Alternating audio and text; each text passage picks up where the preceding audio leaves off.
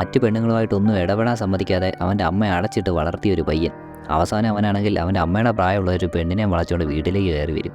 അപ്പോൾ ഇന്ന് നമ്മൾ കാണാൻ പോകുന്നതെന്ന് വെച്ചാൽ 2015 റിലീസായ ലീഗൽ സെഡക്ഷൻ എന്ന് പറഞ്ഞ സിനിമയാണ്. അപ്പോൾ നമുക്ക് നേരെ വീഡിയോയിലേക്ക് പോകാം. അങ്ങനെ സിനിമ ആരംഭിക്കുമ്പോഴാണെങ്കിൽ ഹൈസ്കൂൾ സ്റ്റുഡൻ്റ് ആയിട്ടുള്ള മാർക്കാണെങ്കിൽ അവൻ്റെ തന്നെ ബെസ്റ്റ് ഫ്രണ്ടായിട്ടുള്ള വാൾട്ടറിൻ്റെ കൂടെ ഒരു കാറിൽ പൊയ്ക്കൊണ്ടിരിക്കുമായിരുന്നു. അങ്ങനെ അവരെന്ന കാർ റിസൾട്ട് നിർത്തുമ്പോഴാണ് അതിൻ്റെ തൊട്ട് ഓപ്പോസിറ്റായിട്ട് 2 മിഡിൽ ഏജ്ഡ് വുമൺ ഒരു കാർ ഇരിക്കുന്നത് കാണുന്നത്. അപ്പോൾ അവരെ കാണുമ്പോൾ തന്നെ വാൾട്ടർ ഒന്ന് അവരെ ട്യൂൺ ചെയ്യാൻ വേണ്ടി നോക്കും. പക്ഷെ അവരാണെങ്കിൽ ഇവനെ നൈസായിട്ട് ഒഴിവാക്കിയിട്ട് അവരുടെ വഴിക്ക് പോകും. അങ്ങനെ ഇതെല്ലാം കഴിഞ്ഞ് മാർക്ക് വീട്ടിൽ ചെല്ലുമ്പോഴാണ് എല്ലാവരും കൂടെ അവന് ബർത്ത്ഡേ പാർട്ടി സർപ്രൈസ് കൊടുക്കുന്നത്. കാരണം ഇന്ന് അവന് 18 വയസ്സായിട്ടുണ്ടായിരുന്നു. അങ്ങനെ ആദ്യം തന്നെ അവൻ്റെ അമ്മയായിട്ടുള്ള ടാനി കേക്കുമായിട്ട് വന്ന് അവനെ വിഷ് ചെയ്യും. അതേ പാർട്ടിയിൽ തന്നെ അവൻ്റെ ലോങ് ടൈം ക്രഷ് ആയിട്ടുള്ള മെലനി എന്ന് പറഞ്ഞ പെൺകുട്ടിയും നിൽപ്പുണ്ടായിരുന്നു. അങ്ങനെ ഇതെല്ലാം കഴിഞ്ഞ് ഇച്ചിരി കഴിയുമ്പോഴാണ് അവൻ മെലനി ഡ്രസ്സ് മാറുന്നത് കാണുന്നത്. അവളാണെങ്കിൽ സ്വിമ്മിംഗ് പൂളിലേക്ക് ചാടാൻ വേണ്ടി അവൾ ബിക്കിനി ഇട്ടുകൊണ്ട് നിൽക്കുമായിരുന്നു. പക്ഷേ അവൾക്കത് കെട്ടാൻ പറ്റുന്നില്ലായിരുന്നു.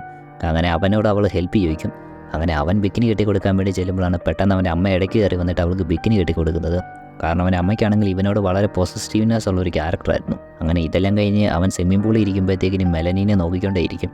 അന്നേരമാണ് അവൻ്റെ കൂട്ടുകാരൻ വന്ന് അവനോട് പറയുന്നത് അവന് മെലനീനെ വളച്ചെടുക്കണമെന്നുണ്ടെങ്കിൽ അവനാണെങ്കിൽ കുറച്ച് നേരത്തേക്ക് അവൻ്റെ അമ്മേനെ ആ വീട്ടിൽ നിന്ന് മാറ്റി നിർത്തണമെന്ന് പറയും. മാർക്കാണെങ്കിൽ ടാനിയുടെ ഒറ്റ പുത്രനായിരുന്നു. അതുപോലെ തന്നെ ടാനിയുടെ ഹസ്ബൻഡാണെങ്കിൽ മാർക്ക് ചെറുതായിട്ടിരിക്കുമ്പോൾ തന്നെ മരിച്ചു പോയതായിരുന്നു. അതുകൊണ്ടാണ് അവൾക്ക് അവനോട് ഭയങ്കരമായിട്ട് പോസസീവ്നെസ് ഉള്ളത്. അങ്ങനെ പൂളിൽ നിന്ന് കയറിയ മാർക്കാണെങ്കിൽ നൈസായിട്ട് റാൻഡി എന്ന് പറഞ്ഞ ഒരാൾക്ക് മെസ്സേജ് അയച്ചുകൊണ്ടിരിക്കുമായിരുന്നു. റാൻഡി ആണെങ്കിൽ അവൻ്റെ അമ്മയായിട്ടുള്ള ടാനിയുടെ കൂടെ വർക്ക് ചെയ്യുന്നതായിരുന്നു. അതുപോലെ തന്നെ റാൻഡിക്കാണെങ്കിൽ അവളോട് ഒരു ക്രഷും ഉണ്ടായിരുന്നു. അങ്ങനെ അവനാണെങ്കിൽ റാൻഡിക്ക് മെസ്സേജ് അയക്കും, ഇന്ന് വൈകുന്നേരം വന്ന് അവൻ്റെ അമ്മേനെ പിക്ക് ചെയ്തുകൊണ്ട് പോകാൻ പറഞ്ഞു. അങ്ങനെ മാർക്ക് പ്ലാൻ ചെയ്ത പോലെ തന്നെ വൈകുന്നേരം റാൻഡി വന്ന് അവളെയും വിളിച്ചുകൊണ്ട് ഡേറ്റിങ്ങിന് പോകും. അങ്ങനെ അവൻ്റെ അമ്മ പോയ ശേഷമാണ് മാർക്കും വാൾട്ടറും കൂടെ മെലനിയുടെ ഒരു കൂട്ടുകാരെയും കൂടെ അങ്ങോട്ട് ക്ഷണിക്കുന്നത്. അങ്ങനെ ഇതെല്ലാം വാൾട്ടറിൻ്റെ പ്ലാൻ ആയതുകൊണ്ട് തന്നെ വാൾട്ടർ ആണെങ്കിൽ മെലനിയുടെ കൂട്ടുകാരിയുമായിട്ട് തകർത്തുകൊണ്ടിരിക്കും. ഇതേ സമയം മാർക്കാണെങ്കിൽ മെലനിയോട് ഒന്നും സംസാരിക്കാതെ പേടിച്ച് അവളുടെ അടുത്ത് ഇങ്ങനെ ഇരിക്കും. അന്നേരമാണ് പെട്ടെന്ന് ആ വീട്ടിലേക്ക് പള്ളിയിൽ ഒരാൾ കയറി വരുന്നത്. എന്നിട്ട് പുള്ളി പറയും പുള്ളി ഇവർക്കെല്ലാം ബൈബിളിൻ്റെ ക്ലാസ് എടുക്കാൻ വേണ്ടി വന്നതാണ്. അപ്പോൾ മാർക്കത് ആര് പറഞ്ഞിട്ട് വന്നെന്ന് ചോദിക്കുമ്പോഴത്തേക്കും പുള്ളി പറയും മാർക്കിൻ്റെ അമ്മ തന്നെയാണ് പോകുന്നതെന്ന് വിളിച്ച് പറഞ്ഞെന്ന് പറയും. അങ്ങനെ ഇവരെല്ലാം പെട്ടല്ലോ എന്ന് ഓർത്തിരിക്കും. അങ്ങനെ ഇതെല്ലാം കഴിഞ്ഞ് പിറ്റേ ദിവസമാണെങ്കിൽ മാർക്കിൻ്റെ അമ്മയാണെങ്കിൽ അവനോട് കടയിൽ പോയി സാധനം മേടിച്ചുകൊണ്ട് വരാൻ പറയും. അങ്ങനെ അവനൊരു കടയിൽ ചെന്ന് സാധനങ്ങളൊക്കെ നോക്കിക്കൊണ്ടിരിക്കുമ്പോഴാണ് അവിടെ കരീസ എന്ന് പറഞ്ഞൊരു പെണ്ണ് വരുന്നത്. അവളാണെങ്കിൽ മിഡിൽ ഏജ്ഡ് ആയിട്ടുള്ള ഒരു വുമണായിരുന്നു. അവളാണെങ്കിൽ അവനെ ആ ഷോപ്പിൽ വർക്ക് ചെയ്യുന്ന ആളാണെന്ന് തെറ്റിദ്ധരിച്ച ശേഷം സാധനങ്ങളെ പറ്റി ചോദിക്കും. അപ്പോഴത്തേക്കിനും അവനാണെങ്കിൽ ആ ഷോപ്പിലൊന്നും വർക്ക് ചെയ്യുന്നതല്ലെന്ന് പറയും. എന്നിരുന്നാലും അവനെ സാധനത്തെ പറ്റി നല്ല അറിവുണ്ടായിരുന്നതുകൊണ്ട് അതെല്ലാം അവൾക്ക് പറഞ്ഞു കൊടുക്കും.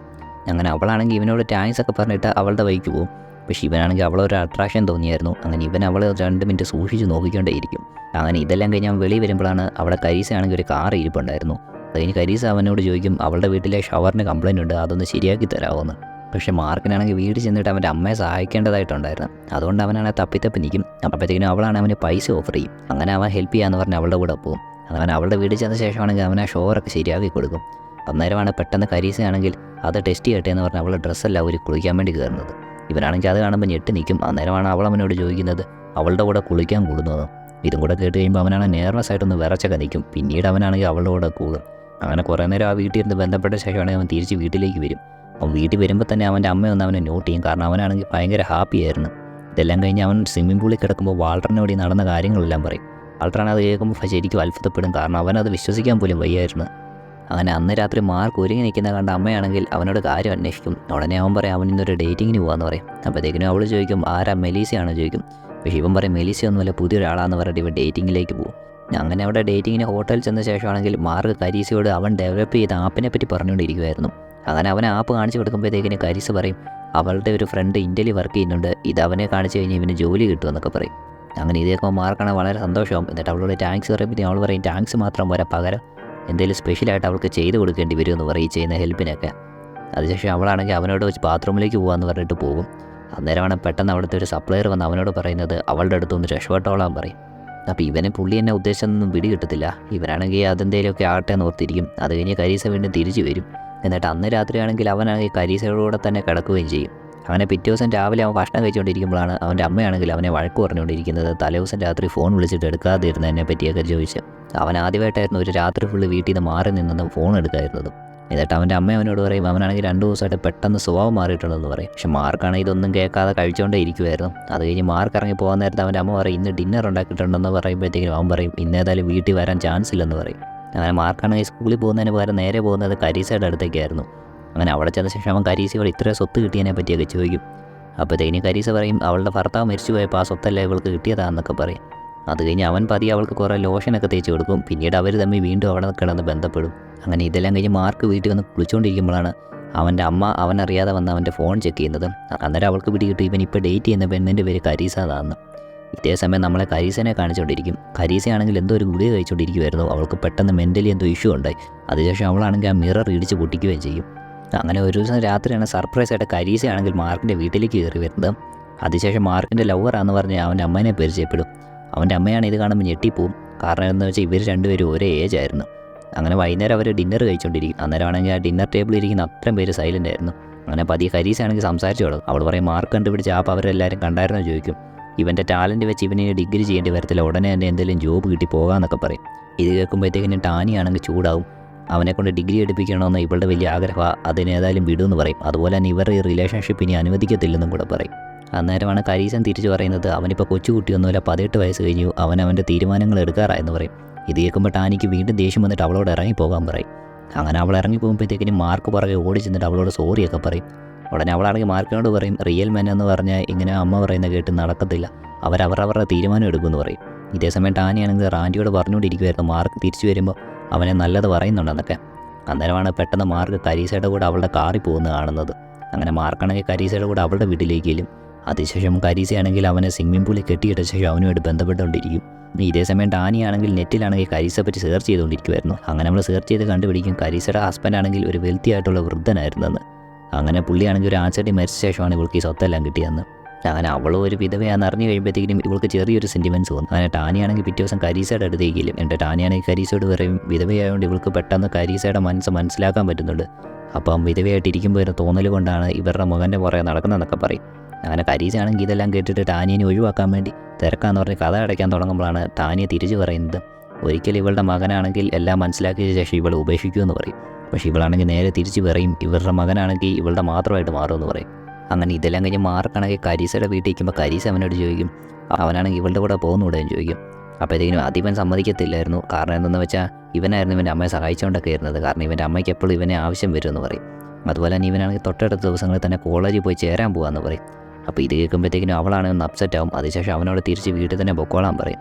അതേസമയം ടാനിയാണെങ്കിൽ റാൻഡിയോട് മാർക്കിൻ്റെ ഈ പോക്കിനെ പറ്റി പറഞ്ഞുകൊണ്ടിരിക്കുമായിരുന്നു. അവനെ എങ്ങനെയും ഇതിൽ നിന്ന് പിന്തിരിപ്പിക്കണമെന്നൊക്കെ പറയും. അപ്പോൾ ഇങ്ങനെ റാൻഡി പറയും അവൻ്റെ മിസ്റ്റേക്കിൽ നിന്ന് തന്നെ പഠിക്കാൻ വിടുന്നതല്ലേ നല്ലതെന്ന് പറയും. പക്ഷേ ടാനിയാണെങ്കിൽ അതിന് സമ്മതിക്കുന്നില്ലായിരുന്നു. ടാനി പറയും കരീസയാണെങ്കിൽ സൈക്കോ പോലത്തെ ഒരു വുമണാണ്, അതുപോലെ തന്നെ ടാനിയുടെ കയ്യിലങ്ങ് മാർക്കിനെ കിട്ടിയാൽ പിന്നെ തിരിച്ചു പോലും കിട്ടത്തില്ലെന്ന് പറയും.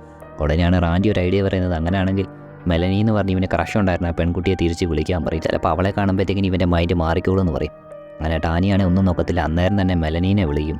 അങ്ങനെ പിറ്റേ ദിവസം മാർക്കാണെങ്കിൽ കരീസയോട് വീഡിയോ കോൾ ചെയ്തുകൊണ്ടിരിക്കുമായിരുന്നു. എന്നിട്ട് ഇന്ന് തന്നെ അവളെ കാണാൻ വരുന്നുണ്ടെന്ന് പറയും.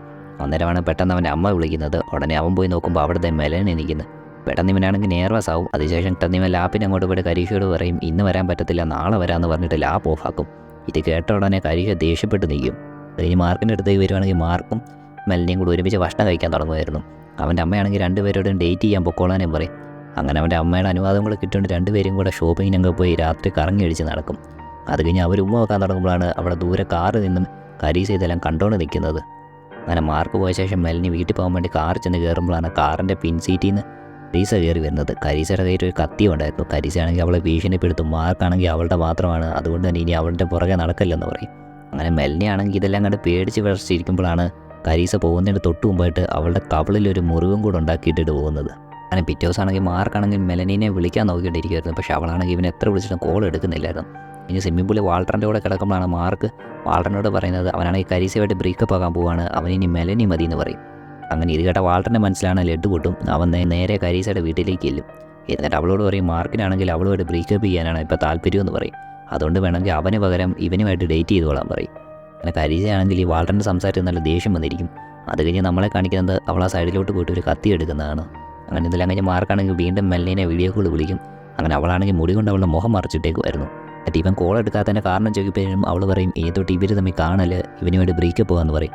പക്ഷേ ഇവൻ കാരണം ചോദിക്കുന്നതിന് മുന്നേ തന്നെ അവളെ കട്ട് ചെയ്തിട്ട് പോവുകയും ചെയ്യും. അന്നേരമാണ് പെട്ടെന്ന് കരീസ വിളിക്കുന്നത്. എന്നിട്ട് കരീസ വിളിച്ചിട്ട് പറയും അവളെ ഫ്രണ്ടായിട്ടുള്ള ഇന്ത്യയിൽ കമ്പനി വർക്ക് ചെയ്യുന്ന ആൾ വന്നിട്ടുണ്ട്, ഇവൻ ഉടനെ തന്നെ ആപ്പെല്ലാം പരിചയപ്പെടുത്താൻ വരാൻ പറയും. ഇതാണ് സന്തോഷത്തോടുകൂടി നേരെ കരീസയുടെ വീട്ടിലേക്ക് ചെല്ലും. അവിടെ ചെന്ന് കഴിയുമ്പോൾ ഇവൻ്റെ ആപ്പിൻ്റെ ഐഡിയ എല്ലാം പറഞ്ഞു കൊടുക്കും.